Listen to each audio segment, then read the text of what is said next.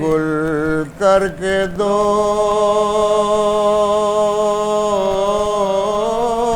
چرا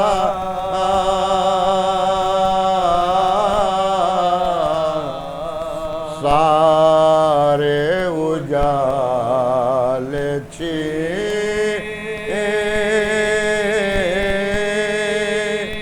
لیے ملک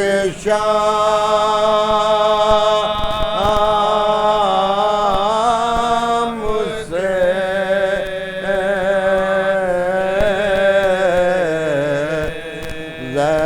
زینب نے وقت عصر ہی اور قرآن تیرا سورہ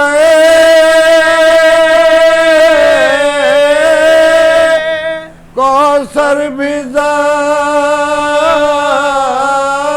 زاد میں تھا زینب نکال لائی ہے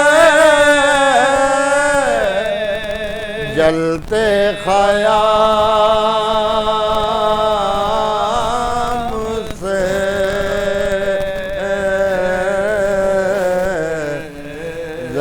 زینب نے وقت عصر ہی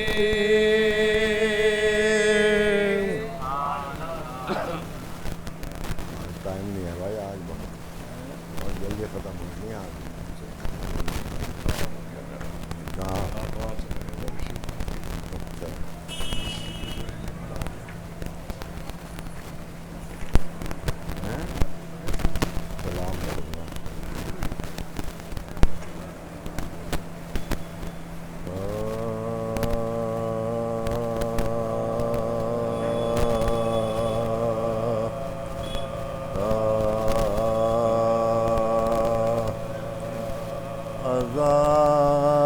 کے جیسا کوئی گلستان نہیں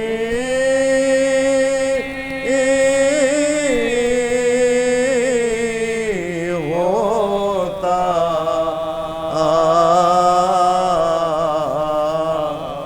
عزا کے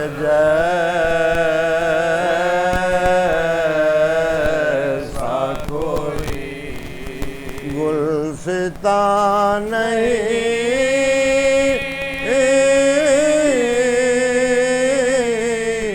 ہوتا عزا کے جیسا کوئی گلستان نہیں ہوتا یہ وہ چمن ہے جو نظر خزاں نہیں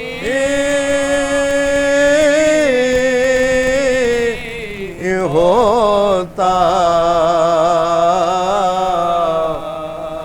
عزا کے جیسا کوئی گلستان نہیں ہوتا بہن نہ کرتی جو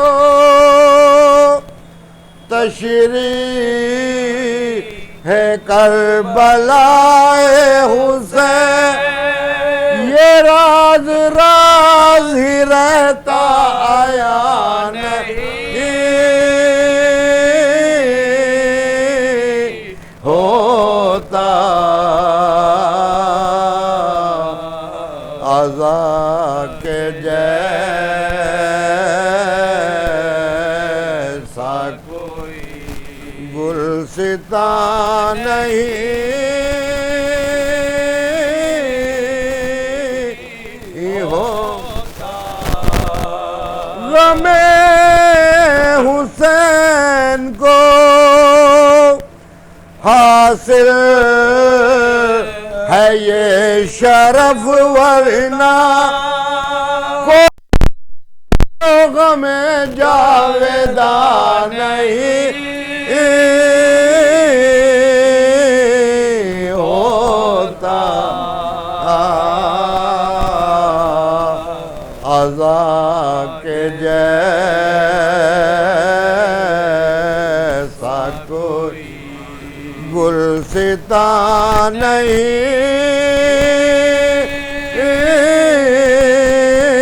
نہیں ہوتا نشان ماتم سرور لحظ میں زود نشان ماتم سرور لحظ میں زود گا یہ ہے جس میں دھواں نہیں ہوتا عزا کے جیسا کوئی گلستان نہیں ان علاقوں میں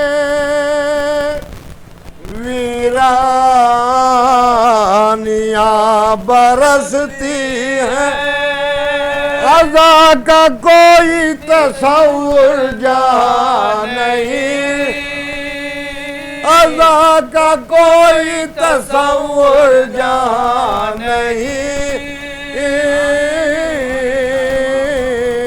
ہوتا عزا کے جیسا کوئی حبیب آئے جو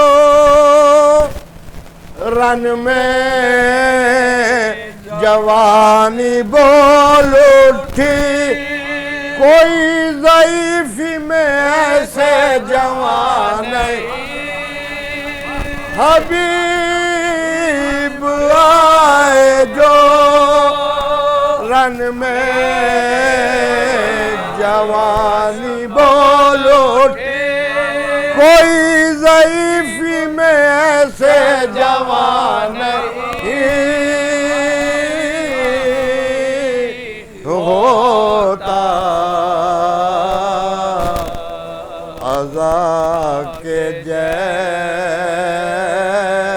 جیسا کوئی غرور ظلم کا توڑا صغیر نے ورنہ ستم کی آنکھوں میں آنسو رواں نہیں ستم کی آنکھوں میں آنسو رواں نہیں ہوتا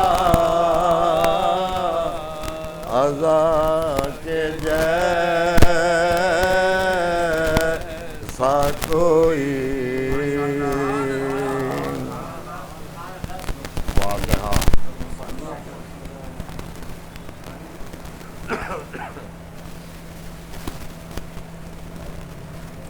تین چار بندہ مرچے گا جلدی ہو جائے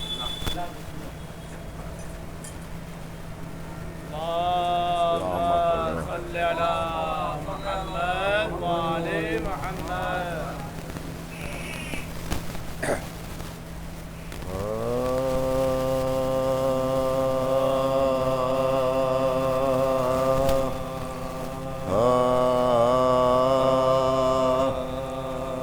فدا کرتی ہے زینب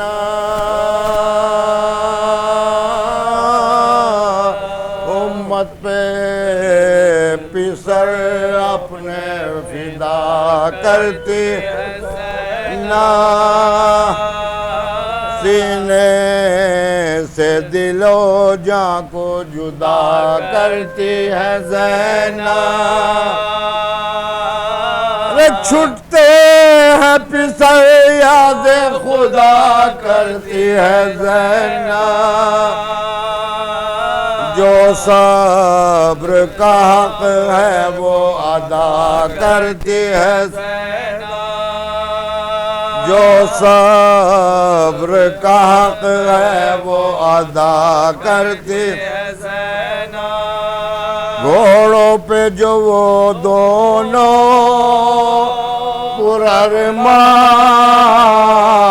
چڑھے ہیں وہ کہتی ہے کہ بیٹے میرے پروان چڑھے ہیں کہتی ہے کہ بیٹے میرے پروان چڑھے رشے کہتے تھے ہم شیر یہ کیا کرتی ہو دیکھو اکبر کو میرے بھیجو انہیں رن میں نہ بھیجو وہ کہتی تھی صدقے گئی تم اس میں نہ بولو زینب نے اسی دن کے لیے پالا تھا ان کو زینب نے اسی دن کے لیے پالا تھا ان کو تم تو انہیں رن میں نہیں بھجواتے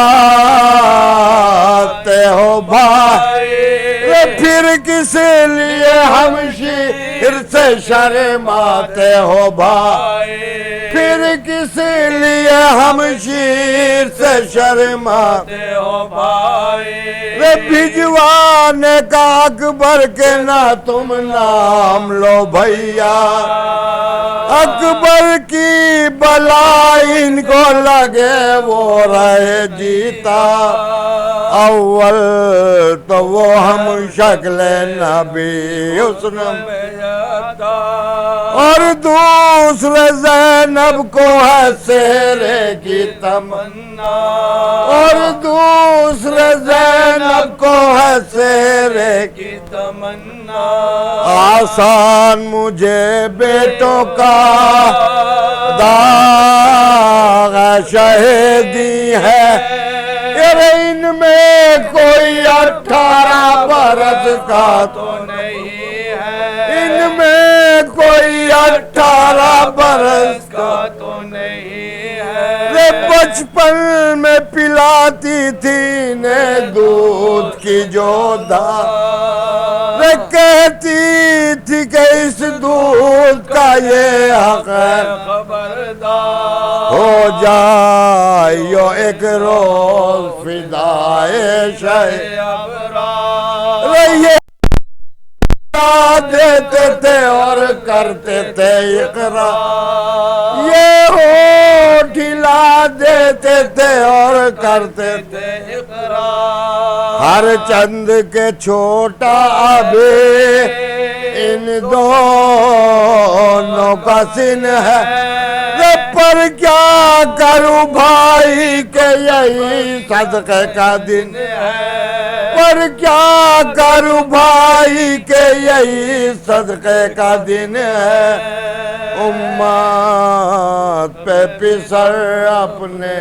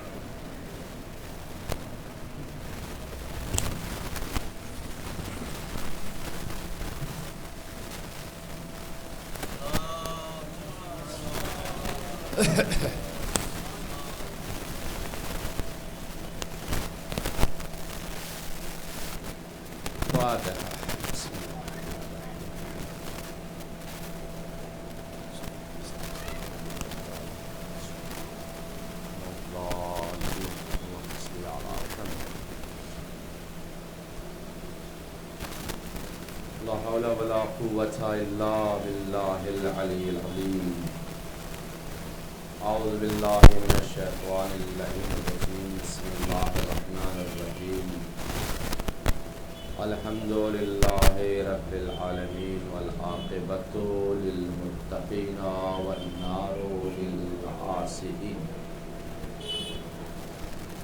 ثم الصلاة والسلام على أشرف الأنبياء والمرسلين سيدنا ونبينا وشفيع ذنوبنا وطبيب قلوبنا ومزكي نفوسنا الملقب بطه والياسين رحمة للعالمين مولانا ومقتدانا بالقاسم محمد وعلى آله الطيبين الطاهرين المعصومين المظلومين الذين أذهب الله عنهم الرجس وطهرهم تطهيرا.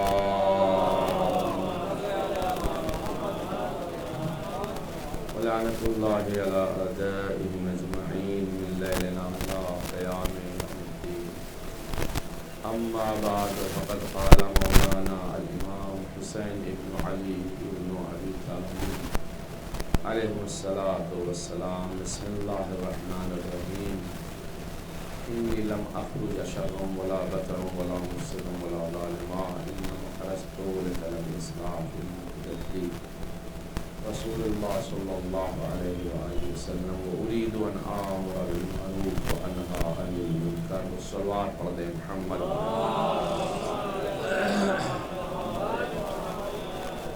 حالات کا تقاضا یہ ہے کہ مجلس کو وقت سے ختم کر دیا جائے کیونکہ آج تھوڑی سی پابندیاں ہیں اور وجہ ہے بہرحال حالات کے خیال سے میں مختصر سی مجلس آپ حضرات کی خدمت میں ثواباً پیش کرنا چاہوں گا تاکہ ایک عبادت بھی ہو جائے اور حق بھی ادا ہو جائے. ایسا بھی نہیں ہے کہ میں بالکل خطبہ پڑھ کے مسائل بھی پڑھ کے آ جاؤں. ہدف امام حسین میں یعنی اطرت اہل بیت علیہ السلام اطرت سے رسول خدا صلی اللہ علیہ وآلہ وسلم کا اور قرآن کا تذکرہ میں مسلسل کر رہا ہوں. پیغمبر نے دو چیزیں چھوڑی ہیں، ایک قرآن میں اور ایک اہل بیت یعنی اطرت ہے، اور میں اطرت میں امام حسین کے اوپر گفتگو کر رہا ہوں کہ اس سیرت امام حسین علیہ السلام کیا ہے. یہ جو سیرت امام حسین علیہ السلام ہے اس میں میں نے مختلف طور سے آپ حضرات کی خدمت میں بہت سی باتوں کو پیش کیا ہے اور اس میں جو علماء نے اہداف بیان فرمائے ہیں ان کی تکرار اس لیے کرتا ہوں تاکہ ہمارا موضوع بنا رہے اذان گرامی، اور یہ ہے کہ امام حسین کے اہداف میں اور مقصد میں 5 چیزیں تھیں. پہلی چیز آپ کی یہ تھی کہ امر بالمعروف کرنا ہے، نہی عن المنکر کرنا ہے.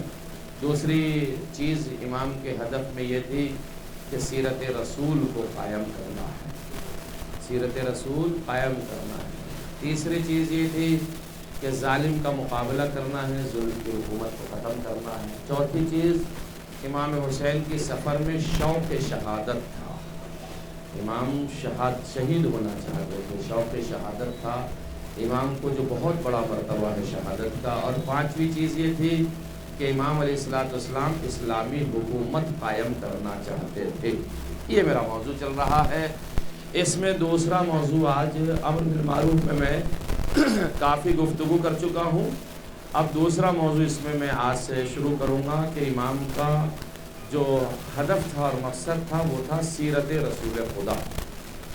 سیرت رسول خدا کو قائم کرنا تھا. اور سیرت رسول خدا میں کیا تھا؟ خود امام علیہ السلام ارشاد فرماتے، مجھے کسی نوجوان نے میرا نمبر لیا ہوگا، مجھے میسیج کیا، میں جانتا نہیں وہ کون صاحب ہیں جنہوں نے میسیج کیا تھا، اور مجھ سے ایک صاحب نے اور بھی کہا تھا مسجد میں، اور بھی پیغامات میرے پاس میں آئے کہ قبلہ آپ نے جو سفر امام حسین شروع کیا ہے پلیز اسے آپ تھوڑا سا جاری اور ساری بھی رکھیں، اور وہ منزلیں بتائیں جو حسین ابن علی کی منزلیں ہیں، مدینے سے کعبے تک، مکے تک، اور مکے سے کوفے کی طرف، اور کوفہ نہ پہنچ کر کے پہلے ہی کوفے سے 5 منزل پہلے آپ نے رخ کیا ہے ہر کی وجہ سے کربلا کی طرف. یہ منازل ہیں میرے مولا کی.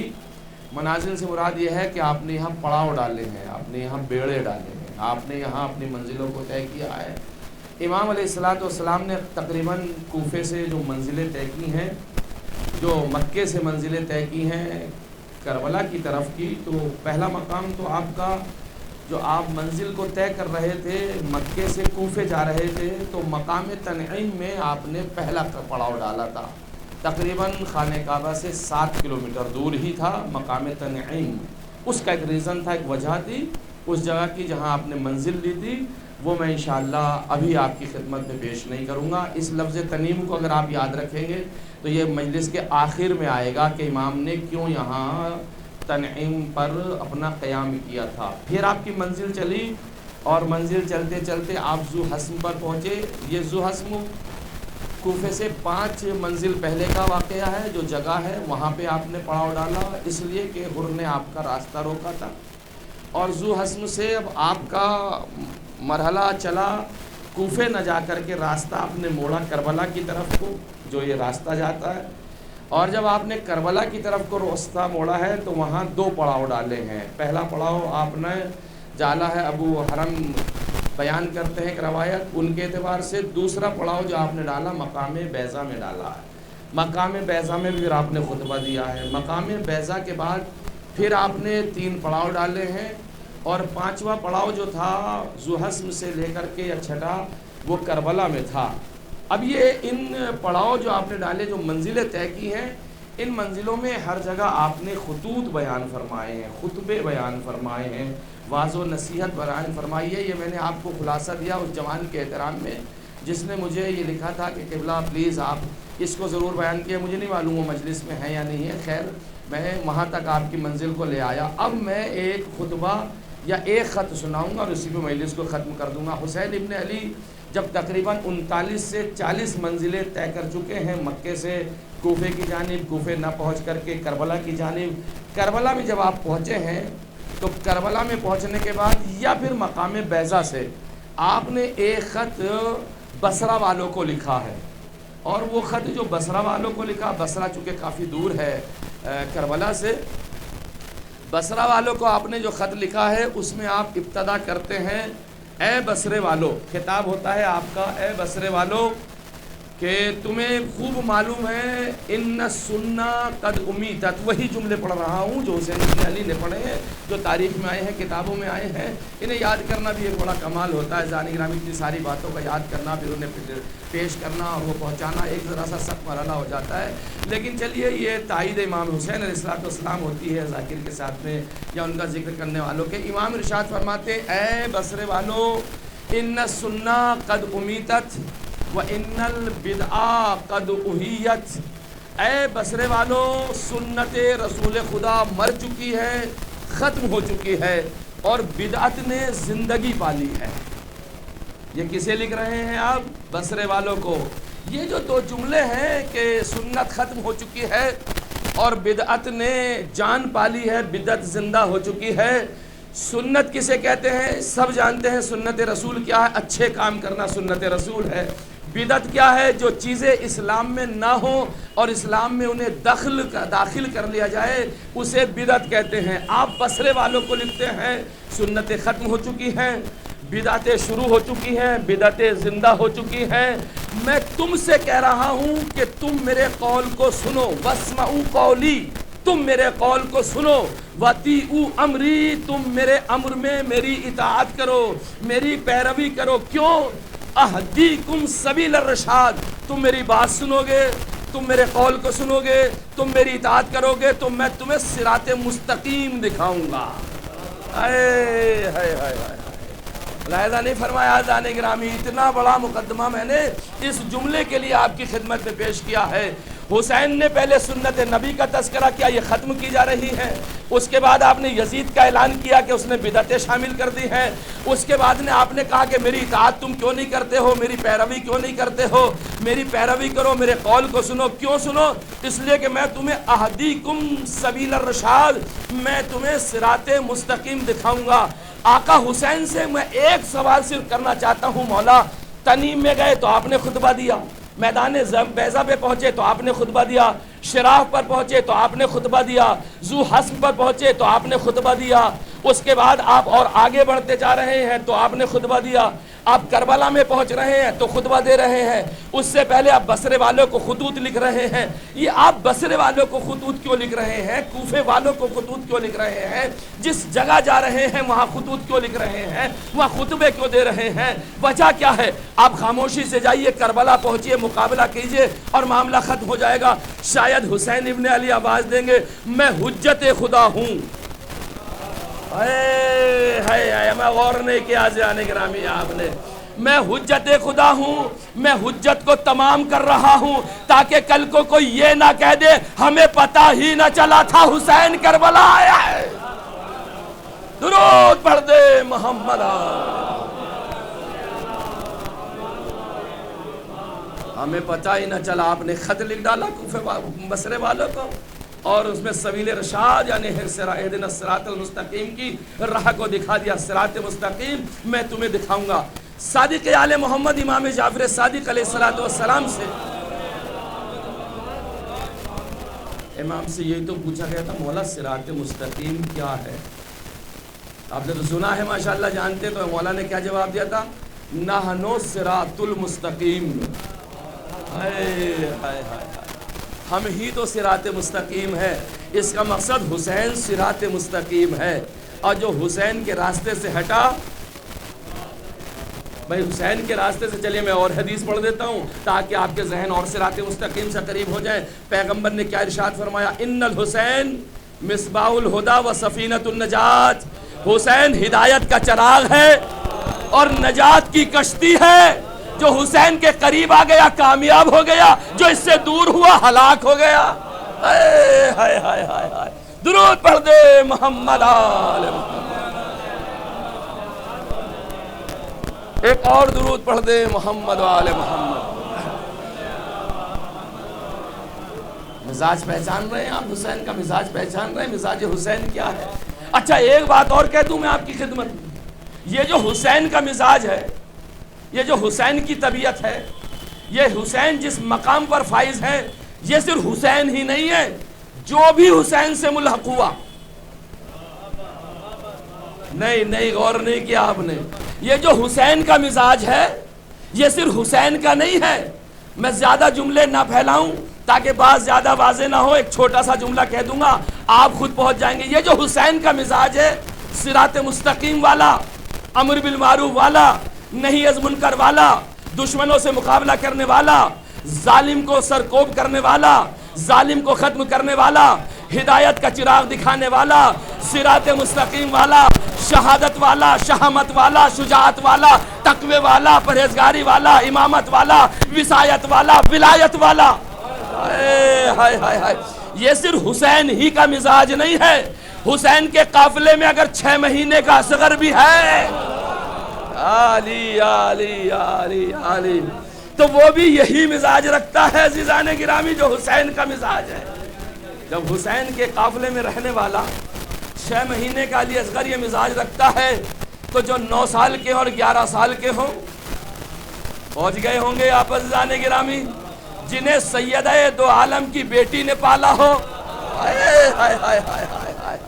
ان کا مزاج کیا ہوگا؟ وہ کس مقام پر فائز ہوں گے؟ انہیں تو ثانیہ زہرا نے پالا ہے۔ اگر آپ اجازت دیں تو جملہ بار بار آ رہا، مولوی ریحان اس جملے کو ضرور پڑھ دے ورنہ پھر حق تلفی ہو جائے گی۔ اگر جملہ نہ پڑھا گیا اور مومنین تک نہ پہنچایا گیا اور مومنین کو اگر تو محظوظ نہ کر پایا تو شاید منبر کا حق ادا نہ ہوگا۔ زہرا نے بیٹے پالے،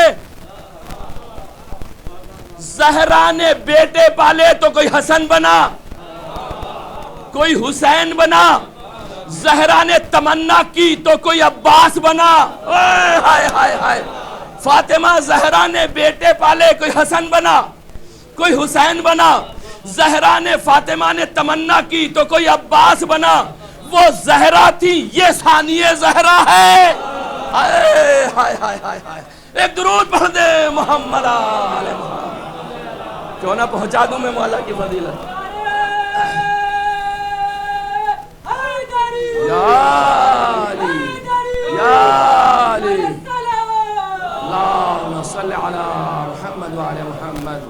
عزیزان گرامی ایک جملہ کہوں اس برادر عزیز کے نعرے پہ میں، یہ جو نعرے لگاتے ہیں نا، یہ زندہ قوم ہونے کی پہچان ہوتی ہے، لہذا نعروں کو ہاتھوں کو نیچے رکھ کے نہیں لگانے چاہیے، ہاتھوں کو اٹھا کے لگانے چاہیے۔ جیو مولا تمہیں سلامت رکھے، ایک درود پڑھ دے محمد آل محمد، سمجھ رہے ہیں؟ اب سنیے عزیزان گرامی، بڑی جلدی جلدی میں آپ کی خدمت میں پیش کرنا چاہتا ہوں، یہ ہے ثانیہ زہرا کے لاڈلے، کوئی اون ہے کوئی محمد ہے، ہائے ہائے ہائے، اور ملایا بھی کیا، اون یعنی مدد اور محمد یعنی پیغمبر کا نام۔ کتنا سلیقے سے نام رکھے گئے، اون و محمد۔ اگر ان کی میں ترکیب ہی کرنے بیٹھ جاؤں تو آج کی مجلس کا موضوع ختم ہو جائے گا، لیکن چلیے میں دوسری طرف آتا ہوں۔ آئیے ذرا سا ایک فضیلت مولا کائنات ہو جائے بیچ میں آ کر کے، تاکہ فضیلت سے ہم ملحق ہو جائیں، اور اسی فضیلت میں بات ختم کروں گا۔ جو باتیں رہ جائیں گی اس صبح کی مجلس میں انشاءاللہ آپ حضرات کی خدمت پیش کروں گا۔ میرے پاس میں ایک شکایت بھی آج آئی ہے کہ مولانا نے ہم سے نہیں کہا کہ مجلسیں ہو رہی ہیں۔ 1400 سال سے مجلسیں ہو رہی ہیں، مولوی ریحان بتا رہا مجلسیں ہو رہی ہیں، بتائیے۔ ایک شکایت ہے، قبلہ نے ہم سے نہیں کہا بھائی یہ اشرا تو آج کا تھوڑی ہے، 40 سال پرانا اشرا ہے، پڑھے کوئی بھی، ہم کیوں کہیں کسی سے مجلس ہو رہی ہے؟ ہم تو روز اعلان کرتے ہیں مجلس میں وقت پہ آئیے۔ اور رہی صبح کی مجلس کی بات، جب شام والی میں آؤ گے تو پتہ چلے گا نا کہ صبح میں مجلس ہو رہی ہے۔ بھئی ہم بار بار اعلان کرتے ہیں یا نہیں کرتے کہ صبح کو مجلسیں ہو رہی ہیں؟ ملاحظہ فرمائیے عزیزان گرامی، مجھے یہ میسیج ایک خاتون کی طرف سے ملا ہے آج، سمجھ رہے ہیں آپ، کہ ہم سے نہیں کہا گیا، یعنی ہمارے گھر کو اطلاع نہیں آئی۔ میں نے کہا چلے ٹھیک ہے، آج میں انہی سے خطاب کر کے کرتا ہوں کہ اپنے مردوں کو ذرا مجلس میں صبح کو بھی بھیج دیجیے گا اور شام میں بھی بھیجا کیجیے گا۔ صلوات پڑھ دے محمد آل محمد۔ بھیا ذرا سا اشارہ ہو رہا ہو، آگے آ جائیے، تھوڑا سا آگے آ جائیے، صلوات پڑھتے ہوئے آ جائیے محمد آل محمد۔ ایک اور درود پڑھ دے محمد آل محمد، اور تھوڑا سا اطہر بھائی بیچارے بڑے پریشان ہیں، تھوڑا سا اور آگے آئیے۔ اللہم صلی علی محمد۔ بس میں ختم کرنے کی طرف ہوں، جو کہ بات نہیں ہے، جو باتیں رہ جائیں گی صبح جو 7 بجے مجلس ہوتی انشاءاللہ اس میں اپنی باتوں کو پورا کر لوں گا۔ دیکھیں مولا کی ایک فضیلت پڑھنا چاہتا ہوں آپ کی خدمت میں، اور یہ وہ فضیلتیں ہیں جو پیغمبر اسلام کی حیات میں ہیں۔ سب سے پہلی جنگ اسلام کی کون سی ہوئی؟ جنگ بدر ہوئی ہے، سب سے پہلی جنگ۔ بدر کے بعد کون سی ہوئی ہے؟ احد ہوئی ہے۔ احد کے بعد کون سی جنگ ہوئی ہے؟ کبھی خیبر ہوئی ہے، کبھی خندق ہوئی ہے۔ یہ ساری جنگیں ہیں یا نہیں ہیں؟ اس کے بعد پیغمبر اسلام دنیا سے تشریف لے جاتے ہیں تو مولا کائنات کے زمانے میں جنگ ہوتی ہے۔ بدر میں کیا ہوا؟ 313 تھے، جس کا عدد آج تک مشہور ہے 313 کا۔ بدر کے بعد کیا ہوا تھا؟ خندق آئی تھی نا، احد آئی تھی۔ احد میں کیا ہوا تھا؟ لا فتح الا علی، لا سیف الا ماں۔ یار اتنا تو سب کو یاد ہے بھیا، مولوی تھوڑی پڑھے گا اس بات کو۔ یہ آپ پڑھنے کا بھی ثواب لو، سننے کا بھی لو، اور میں پڑھنے کا بھی ثواب لوں گا، سننے کا بھی لوں گا۔ جب میں پڑھوں تو آپ سننے کا ثواب لے رہے ہیں، جب آپ دہرائیں گے تو مجھے سننے کا ثواب ملے گا۔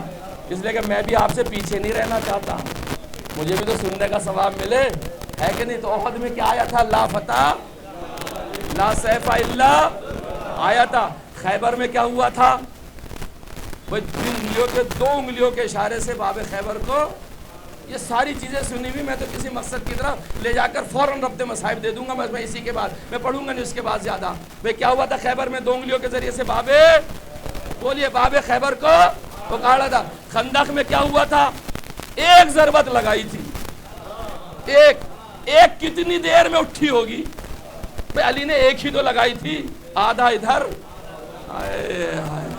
بھئی ایک لگائی تھی۔ دیکھیں میں آج دوسرے موڈ میں مجلس پڑھ رہا ہوں، سمجھ رہے ہیں آپ؟ سنیے آپ لائدہ بھائی، بھئی ایک لگائی تھی، آدھا ادھر اور آدھا ادھر۔ یہ ضربت جو علی ابن ابی طالب نے لگائی تھی، کتنی دیر میں ہاتھ اٹھا ہوگا؟ اٹھا کے دیکھو، ہم تو معصوم بھی نہیں ہیں، گناہگار ہیں، دیکھیے یوں کر کے اور یوں ماری، میرے خیال سے 2 سیکنڈ نہ لگے ہوں گے۔ بھئی یہ تو میں بچوں کو سمجھانے کے لیے سیکنڈ کہہ رہا ہوں، ورنہ وہاں وقت کہاں؟ علی تو نام ہی اس شخصیت کا ہے جو وقت کو روک دے، اور اس نے روک کے بتایا ہے سورج تیری کیا مجال تو چھپ جائے، پہلے تو ٹھہر جا، ہمیں نماز پڑھنے دے۔ درود پڑھ دے محمد آل محمد۔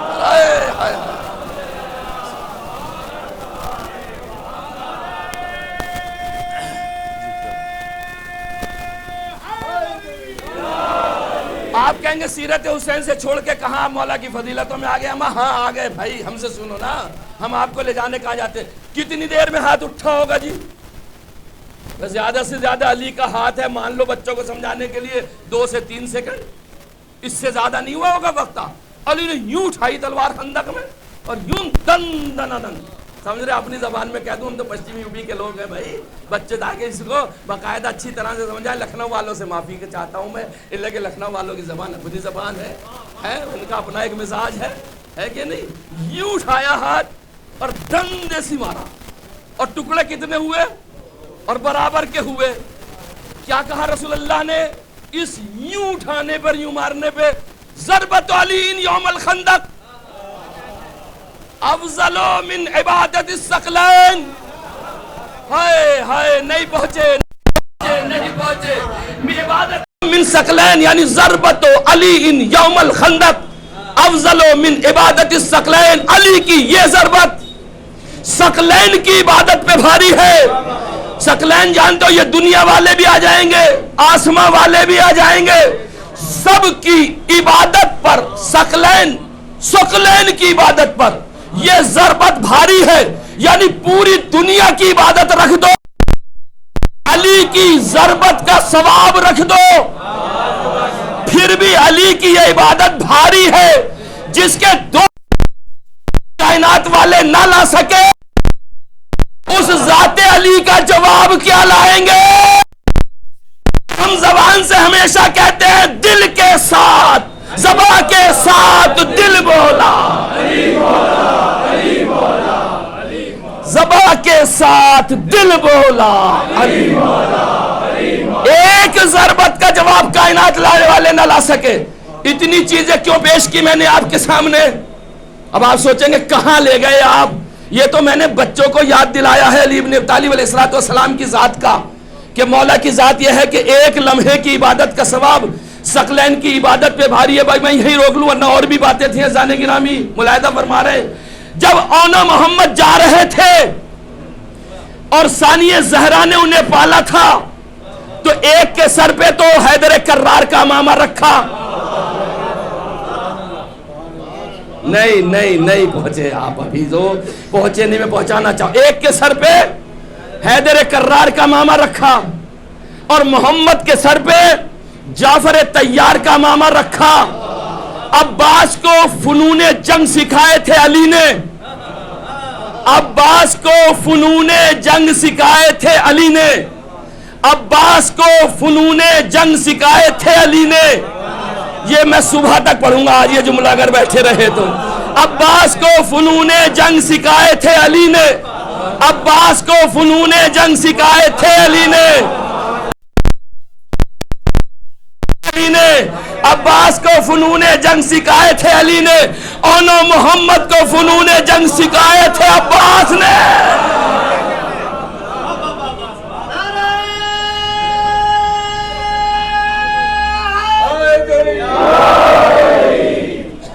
جا رہے ہیں،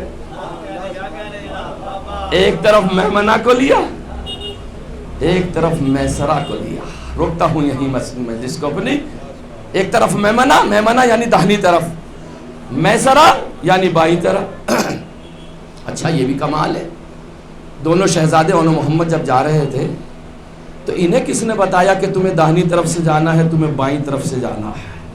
تو دونوں ساتھ بھی جا سکتے تھے، ہو سکتا نا؟ میں نے بھی ایک جملہ کہا تھا کہ انہیں فنون جنگ کس نے سکھائے تھے؟ مولا عباس نے۔ تو غازی بھی تو دیکھ رہے ہوں گے، دیکھ رہے ہوں گے نہیں؟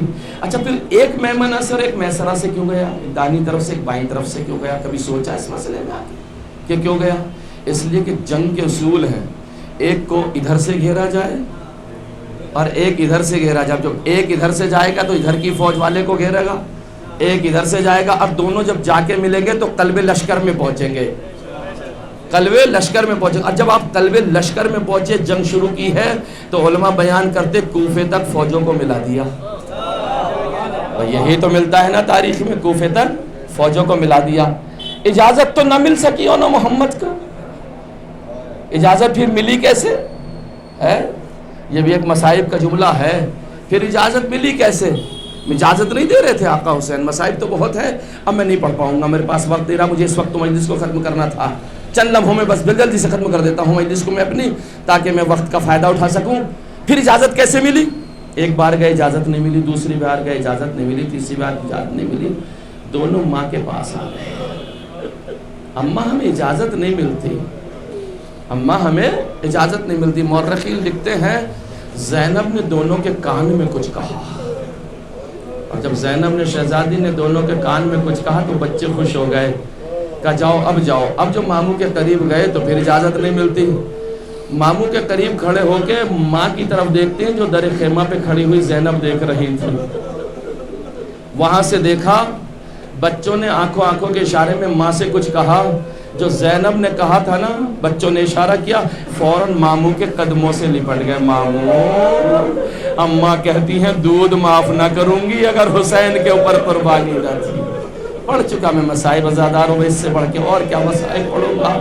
لاڈ لے جاتے ہیں، زینب بھیجتی ہیں، زینب بھیجتی ہے، لاڈ لے جاتے ہیں، مقتل میں پہنچتے ہیں، جنگ شروع ہو جاتی ہے۔ ایک چیز اور کہی تھی زینب نے جو میں مصائب کے آخری جملے میں آپ کی خدمت میں پیش کروں گا۔ جنگ شروع ہو جاتی ہے، جنگ شروع ہوتی ہے، کشتوں پہ کشتے لگا دیتے ہیں، وار پہ وار کرتے ہیں، واصل جہنم کرتے ہیں، کتنے سپاہی یزید کو واصل جہنم کرتے ہیں، لیکن ایک گرز آہنی ایسا اون کے سر پہ آ کے لگا کہ اون سے اب گھوڑے پہ نہ سنبھلا گیا، اور جب آپ گرنے لگے آواز دیتے ماموں میرا سلام قبول کیجیے۔ ادھر سے محمد نے دیکھا میرا بھیا گھوڑے سے آ رہا ہے، اسے بچانے کے لیے محمد دوڑے تاکہ اون کے پاس پہنچے، اور جیسے ہی محمد وہاں پہنچے تو محمد نے آواز دی ماموں ہماری مدد تو کیجیے۔ میں بڑے آرام سے پڑھ رہا ہوں، 2 جملے پڑھ کے ختم کرنا چاہتا ہوں، ماموں ہماری مدد تو کیجیے، مدد کو تو آئیے۔ ایک مرتبہ حسین ادھر سے چلے تو اون دنیا سے رخصت ہو چکے تھے، محمد ابھی باقی تھے۔ جیسے آقا حسین محمد کے قریب پہنچے، محمد کو تڑپتے ہوئے دیکھا اور آواز دیتے وہی بات جو ماں نے کہی تھی۔ ایک مرتبہ کہتے ہیں ماموں، محمد کا جملہ اسی پہ میں مجلس ختم کرنے جا رہا ہوں، دیکھتا ہوں آپ کتنے صاحب دل ہیں اور آن محمد پہ گریا کرتے ہیں، فسانی زہرا کے دل بندوں پر آج دل بھر کے کتنا روتے ہیں۔ ایک مرتبہ محمد کہتے ہیں ماموں اماں سے جا کے کہہ دینا ہم نہر فرات پہ پہنچے تو تھے لیکن ہم نے پانی نہ پیا۔ اماں کہہ رہی تھی پہنچو تو پانی نہ پینا، تمہارا بھیا اصغر پیاسا ہے۔ ہاں آزادارو، محمد بھی یہ کہہ کے رخصت ہو گئے۔ حسین نے ننھے لاشوں کو لیا، خیام حسینی کی طرف بڑھے، کیا دیکھا زینب سجدہ شکر میں ہے، آواز دے رہی اللہ تیرا شکر، بیویاں ماتم کرنے لگی، لونو محمد مارے گئے، ثانی زہرا کا گھر اجڑ گیا۔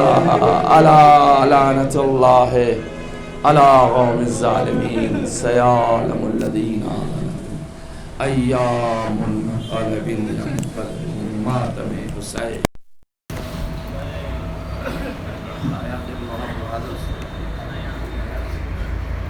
زیارت پڑھتے ہیں، دو ہاتھ تو سینے میں بغیر ہونے کی مار دیا کرو، یا حسین یا حسین یا حسین یا حسین یا حسین یا حسین یا حسین۔